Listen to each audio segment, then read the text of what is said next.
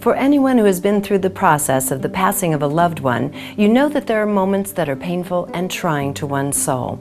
This is especially true when it's a person's spouse, and age has taken its toll through dementia and a slow or even rapid decline of health.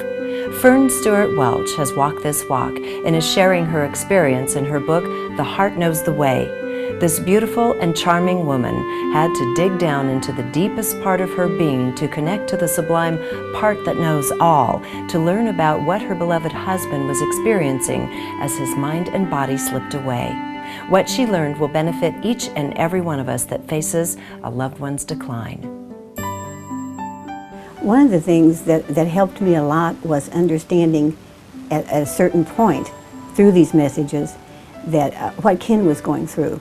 Which was that when he was lucid, he was in this dimension. When he was not lucid, he was in the next dimension, which we call death. Okay? And so he was going back and forth between those dimensions. And one of my primary desires, and it was a heart desire, was to maintain our bond of love, our connection of love, no matter what it looked like, on the surface, externally to me or to other people. And that I believe I was able to do.